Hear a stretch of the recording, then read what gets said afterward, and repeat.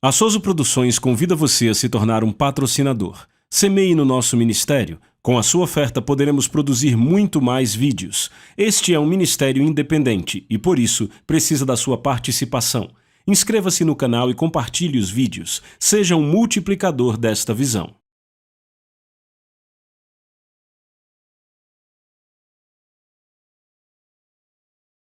Os versículos usados nos vídeos que traduzimos nem sempre correspondem a versões em português. Muitas vezes precisamos traduzir do original em inglês para fazerem sentido no contexto do vídeo. Amém! Amém, amém, amém! Jesus, nós amamos você demais! Aleluia!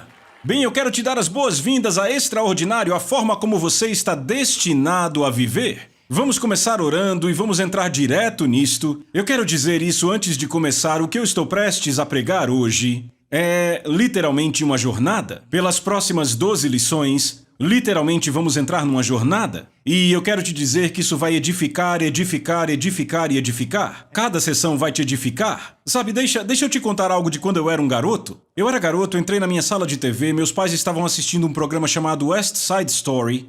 E eu me lembro que eles estavam assistindo, meu pai, minha mãe, minhas irmãs, e eu entrei andando naquela sala de TV e estava bem no final do filme e o ator principal estava falando sua fala mais importante. E sabe, ele falou aquela frase, eu acho que ele estava prestes a morrer, e de repente minhas irmãs chorando, a minha mãe chorando, meu pai parecia bem triste, e eu olhei para aquilo e disse, uau, que coisa! O que aconteceu foi que passaram por toda a jornada da história e a fala final os impactou. O que vai acontecer nessas sessões, especialmente nas 6 primeiras lições, é que de fato vamos construir um fundamento, mas eu te digo que das 7 a 12 todos seremos edificados, mas quando chegarmos na lição 12 será como uma pancada de um tijolo, como aconteceu comigo. Estão comigo? Mas a primeira coisa que faremos antes de começarmos é orar e entregarmos tudo isso a Deus, amém?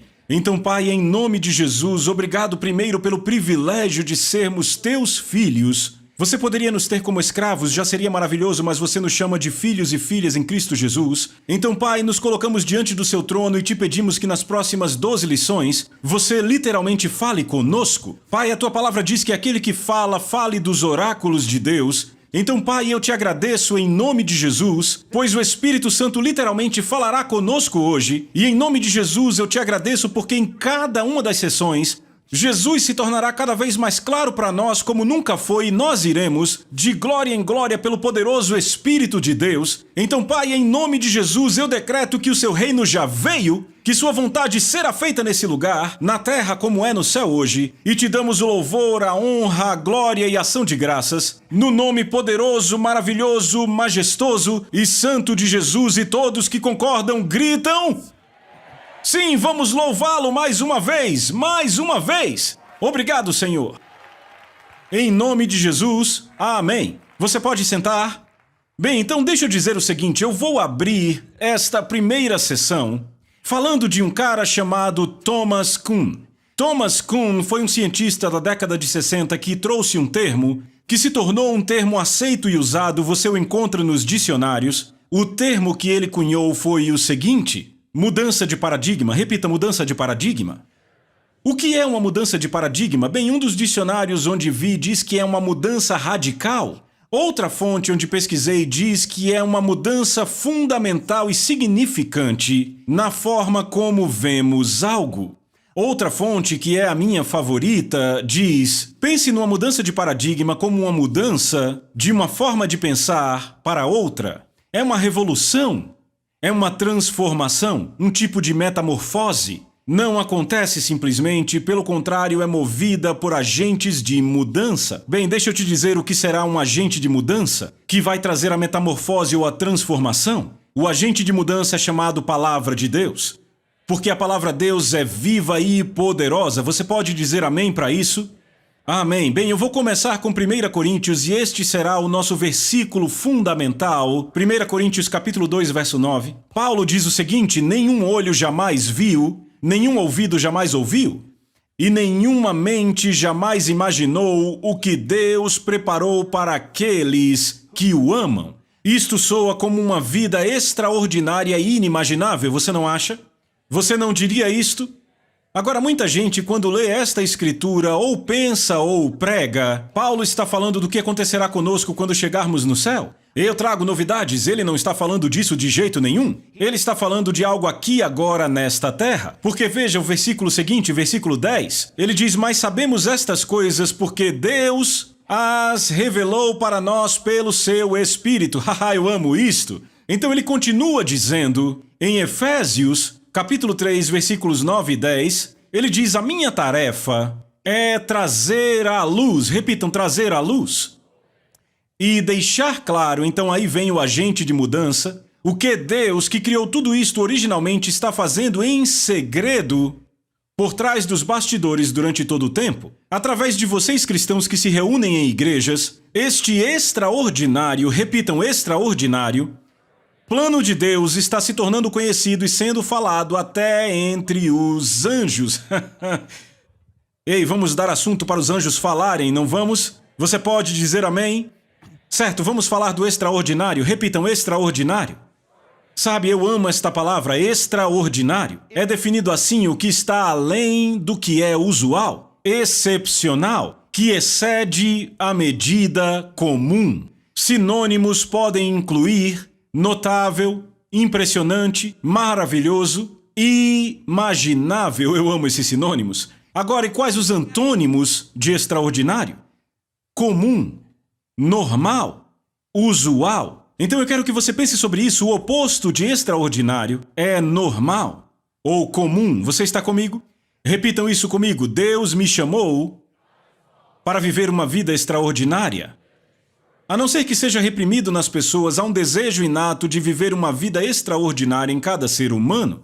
Vejam os filmes populares, certo? Os filmes mais amados sempre têm personagens extraordinários fazendo coisas notáveis. Vejam o Super-Homem, temos o Homem-Aranha, temos Star Wars, Senhor dos Anéis, temos o Quarteto Fantástico, X-Men, Crônicas de Nárnia, temos Matrix, o Incrível Hulk, só para citar alguns. Temos filmes com personagens extraordinários, fazendo coisas notáveis, vivendo uma vida excepcional. Por exemplo, Batman, Homem de Ferro, Indiana Jones, Zorro, Coração Valente, William Wallace. Amo aquele cara.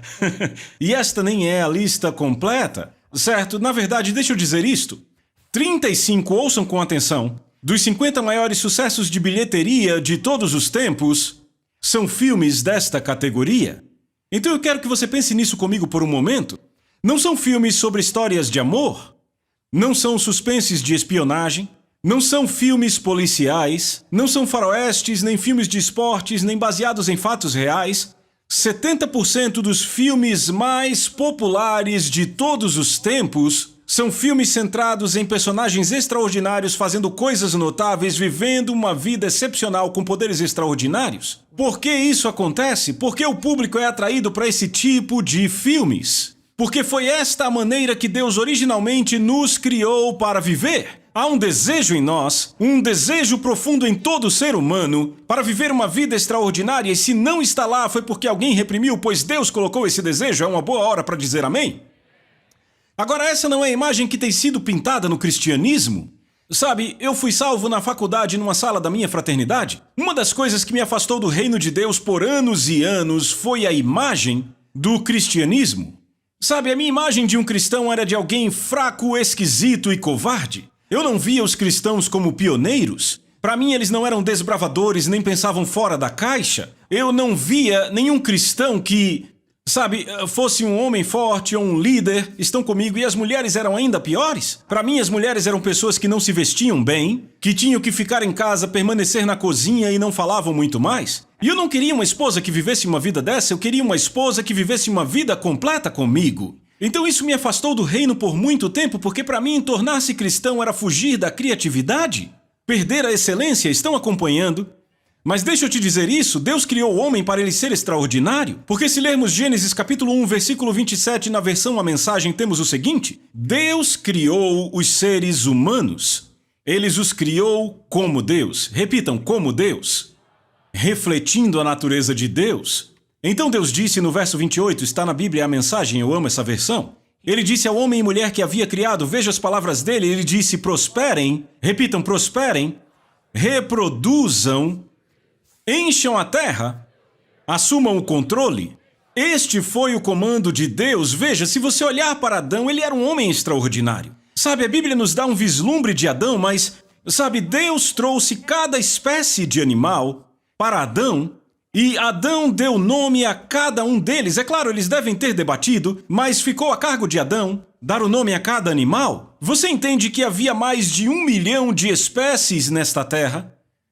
Isso é notável. Não só ele teve a capacidade de nomeá-los, ele teve a capacidade de se lembrar de cada nome que deu a 1 milhão de espécies de animais. Era um homem extraordinário e alguém diz, bem, John, sabe, tudo isso se perdeu na queda?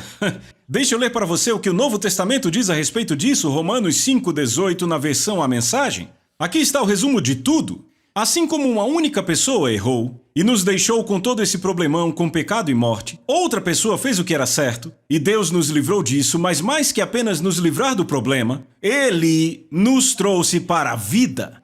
De que tipo de vida ele está falando? Ele está falando de uma vida extraordinária. Extraordinária, acima da norma. Está comigo? Ah, eu amo isso. Deus não apenas quer que você viva extraordinariamente, Ele te equipou para isso como crente do Novo Testamento. Uma vida que é extraordinária e notável não está restrita a certos indivíduos. Uau, isso é muito forte de se dizer. Não importa se você é uma mulher de negócios, se você é uma mãe dona de casa, se é uma professora de escola, se é um artista, uma cabeleireira. Não importa se você trabalha numa empresa, Deus te chamou para uma vida extraordinária. Na arena para a qual Ele te chamou, não é baseado na sua posição, é baseado na posição do seu coração. Este é um bom lugar para dizer amém? Eu estou ficando feliz agora. O poder para realizar feitos notáveis e viver uma vida excepcional não está ligado a uma ocupação, mas a uma disposição do coração. Eu digo isso de novo. Hollywood, a cultura e os religiosos pintaram uma imagem distorcida do povo de Deus aos meus olhos, e não só aos meus olhos, mas a bilhões de outros. Estão comigo? Nós simplesmente vimos a igreja sob uma luz totalmente errada, foi pintada sob uma luz errada, e eu te digo por que isso acontece. Porque há um inimigo da nossa alma, repita, um inimigo da nossa alma. O nome dele é Satanás. Ele trabalha incansavelmente para pintar uma imagem do povo de Deus como não sendo notável, sendo ordinário. Na verdade, eu vou mais fundo, como sendo inferior. Posso ser honesto com vocês? Deixamos passar a grande estratégia dele? Olhamos para a grande estratégia de Satanás como apenas uma tentativa de fazer alguém dançar ou beber álcool? Quando na realidade a grande estratégia dele é te impedir de saber quem Deus te criou para ser em Cristo Jesus. Se você descobre quem você é em Cristo Jesus, ele está em grande problema e ele sabe disso. Então a grande estratégia primária dele não tem sido te levar a fazer uma coisa ou outra. A estratégia primária dele tem sido pintar uma imagem, através de Hollywood, da cultura, da sociedade, de pessoas religiosas, de que o povo de Deus não é extraordinário, quando de fato Deus nos chamou para sermos extraordinários. É um bom lugar para dizer amém. Em contraste a isto, ao nosso dilema atual, um dos grandes desafios que a igreja antiga teve foi tentar convencer as pessoas de que não eram super-heróis ou deuses. Pense nisso. Sabe, Cornélio era um centurião romano. Será que você entende? A nação mais poderosa do mundo, ele era um comandante. Ainda assim, Pedro entra na casa desse homem e ele se curva para adorar Pedro. E Pedro diz, ei, está na Bíblia. Pedro disse, ergue-te que eu também sou homem. Pedro teve que convencê-lo que não era super-herói ou um deus. Se olharmos para Listra, a multidão vem e começa a gritar. Começam a gritar, são deuses, começam a gritar para Paulo e Silas, dizendo, são deuses, os deuses vieram até nós. E Paulo rasga suas vestes e diz, o que vocês acham que estão fazendo? Não somos deuses. E em Malta, o povo da ilha, eles acharam que eles eram super-heróis ou deuses, e Paulo disse a eles, quando ficou óbvio que ele não ia morrer, chegaram à conclusão de que ele era um deus e ele teve que convencê-los do contrário. Se lemos o relato de incrédulos a respeito da igreja antiga, eis o que eles falavam sobre a igreja antiga. Disseram, estes que viraram o mundo de cabeça para baixo chegaram também aqui. Você vê a imagem que o mundo tinha da igreja antiga? Veja a igreja de Jerusalém, sabe o que a Bíblia diz? O que a sociedade disse sobre a igreja em Jerusalém? Todos, Atos 5:13, tinham grande consideração por eles. Então deixa eu enfatizar o seguinte. Primeiramente, Deus não apenas deseja que você viva extraordinariamente, Ouçam com atenção, isto agrada a Ele. Repitam, agrada. Agora deixa eu falar sobre esse tópico, sobre agradar a Deus, porque eu acho que é muito importante, certo? 2 Coríntios capítulo 5, verso 9, Paulo escreve o seguinte, é um dos meus versículos favoritos da Bíblia. Paulo disse assim, fazemos disso nosso alvo, quer presentes ou ausentes, o bem agradarmos a Jesus. Este é um dos meus versículos favoritos. Foi um dos grandes clamores no meu coração por anos e anos. Eu clamava a Deus, Deus, eu quero te agradar o melhor que eu puder. Eu orei isto por anos e anos e anos. Estão comigo? Então, em anos recentes, a importância deste versículo tem perdido seu impacto por causa do ensino que temos tido sobre o amor incondicional de Deus. E quantos sabem que isso é muito importante? Sabe, é muito importante que saibamos que Deus nos ama com um amor puro e incondicional. E eu me alegro porque Deus revelou isto a essa nossa geração, sabe? Eu digo a vocês, eu sou muito grato por isso. Eu fico olhando para gerações passadas. A geração antes de mim olhava para Deus de forma legalista, via um Deus mau. Deus revelou para um grande homem que eu respeito, Oral Roberts, que Deus é um Deus bom, que Deus nos ama, e esse movimento veio para nos mostrar que Ele é nosso papai, Ele nos ama. Estão acompanhando? Então deixe eu de fato confirmar isto, ok? Porque Jesus fez uma oração que eu acho que estabelece isso para sempre. Jesus ora em João 17, 23. Ele diz o seguinte, então o mundo saberá que você me enviou, Deus o Pai, me enviou Jesus Cristo, e entenderá que você os ama tanto quanto ama a mim. Você ouviu isto?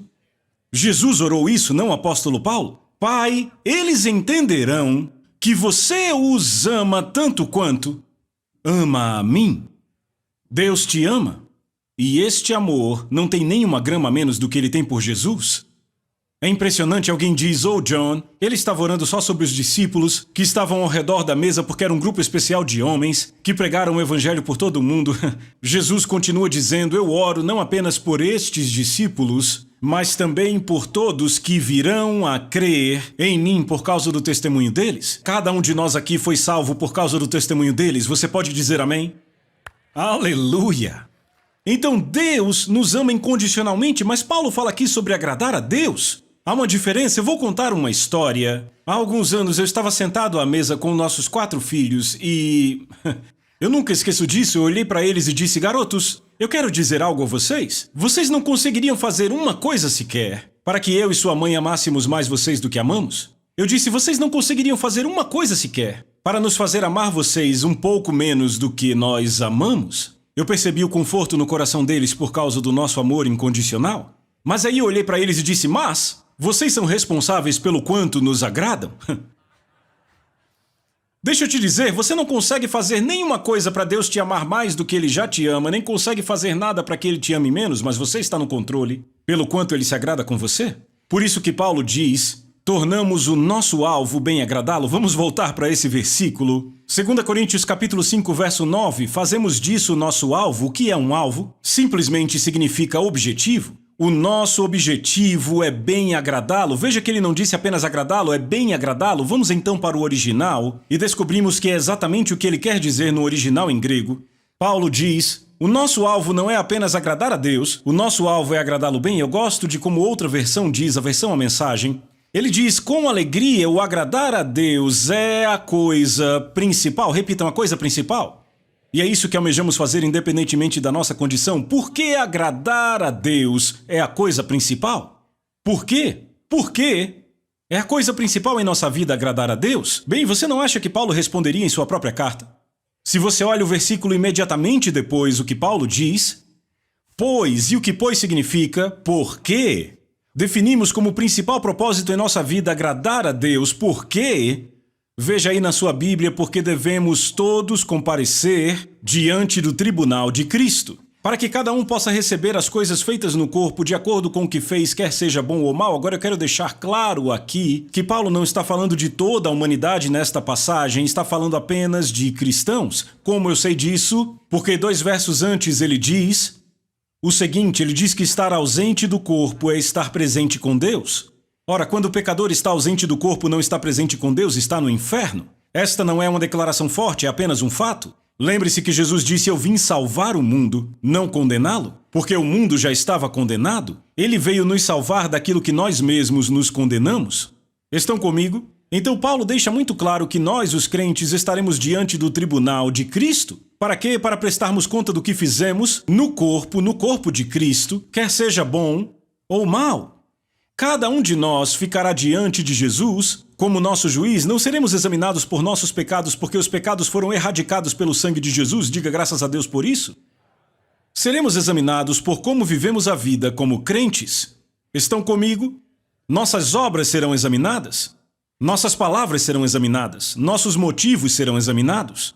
E como resultado do abrangente exame que Jesus fará em nossa vida, ou receberemos recompensas, ou sofreremos perdas. E sabe o que isso me diz? O que fazemos com a cruz determina onde passaremos a eternidade. No entanto, a forma como vivemos como crentes determina como vamos passar a eternidade.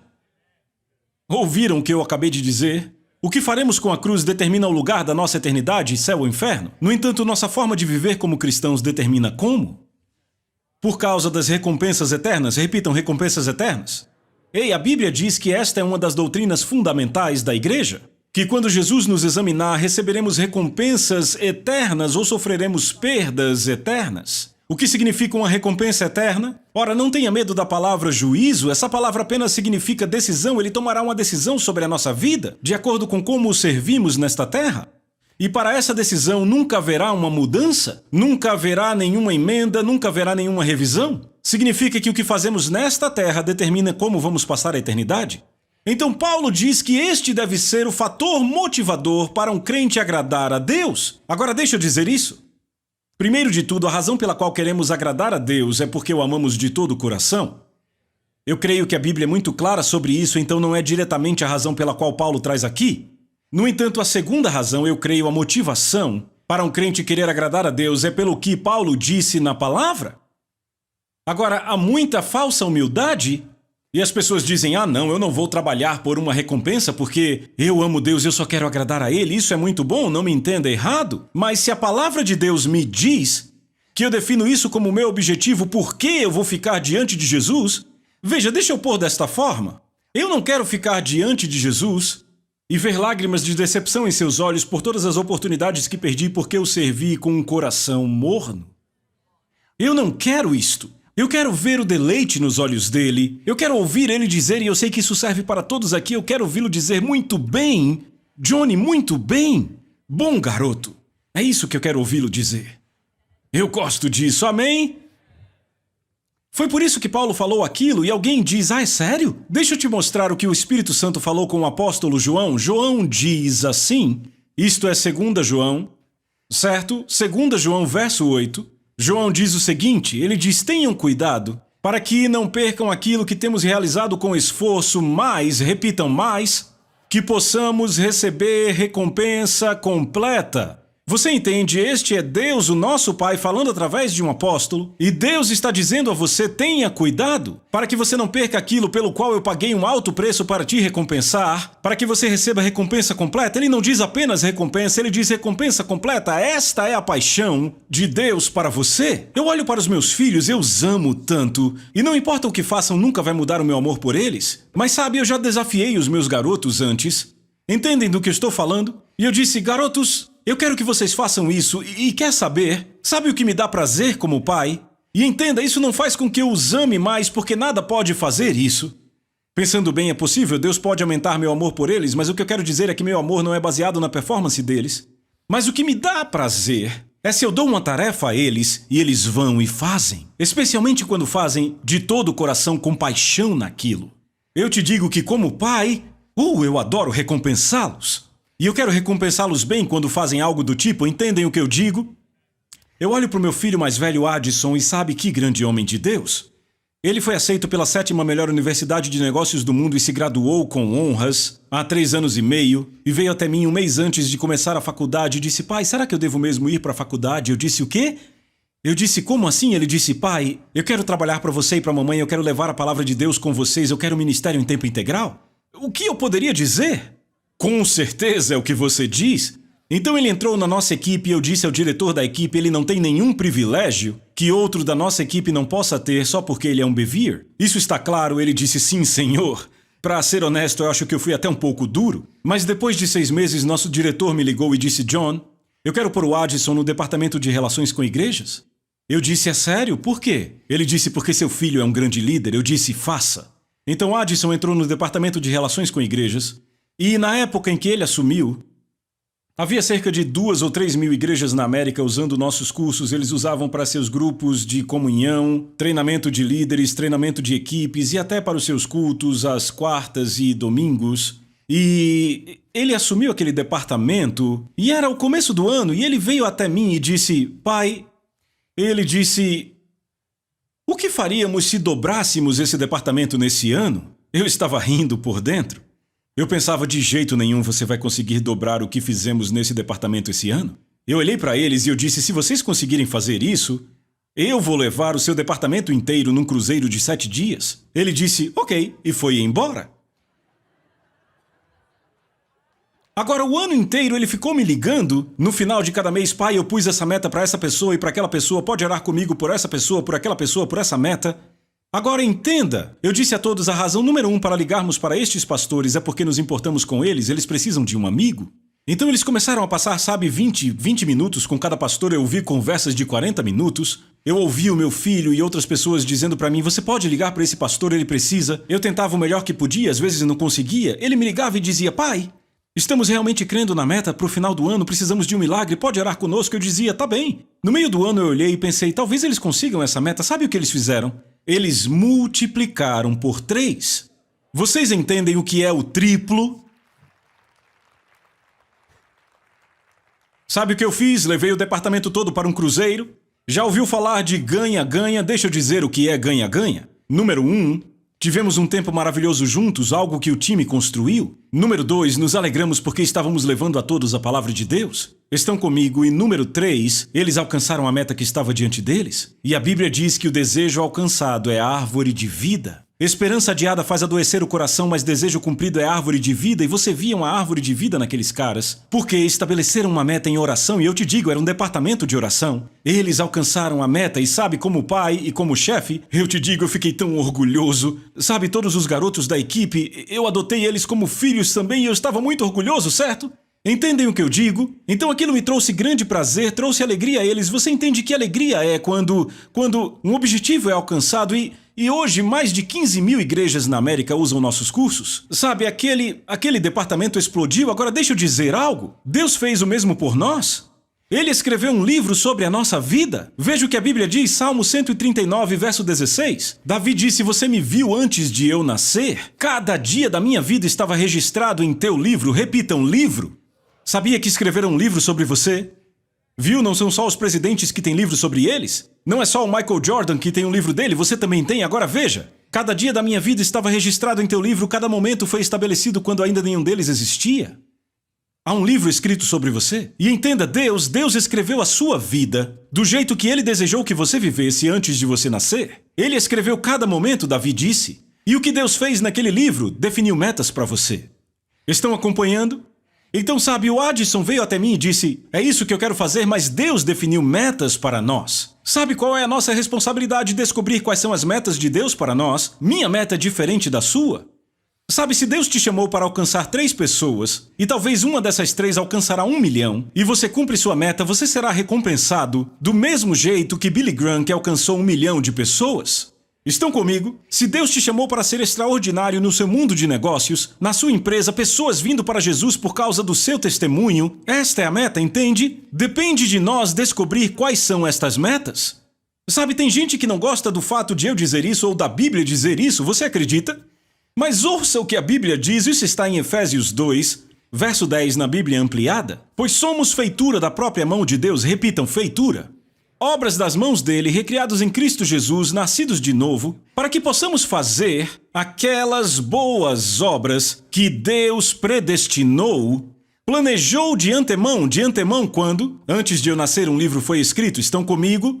Deus preparou, planejou de antemão para nós, tomando caminhos que ele preparou adiante de nós para que nós devêssemos andar neles. Repitam, devêssemos. vivendo a boa vida que Ele pré-arranjou e deixou pronta para vivermos. Isso não é maravilhoso? Deixa eu te dizer. Ele fez um bom plano para você, não um plano mau, porque Deus diz: eu sei que planos tenho a seu respeito, planos de paz e não de mal, para te dar um futuro. Cada uma das suas histórias é uma boa história. Cada um dos seus planos é um plano bom, é um plano extraordinário. Você me ouviu? Eu disse que é um plano extraordinário.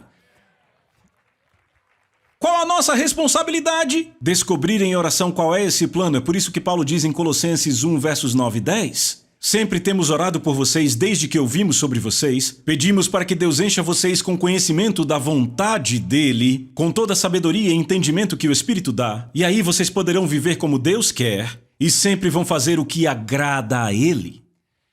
Suas vidas produzirão todo tipo de boas obras e vocês crescerão no conhecimento de Deus. Deixa eu te dizer, eu posso dizer com certeza, eu tenho certeza, Deus planejou uma vida extraordinária para você. Encerramos essa sessão, vejo você na próxima.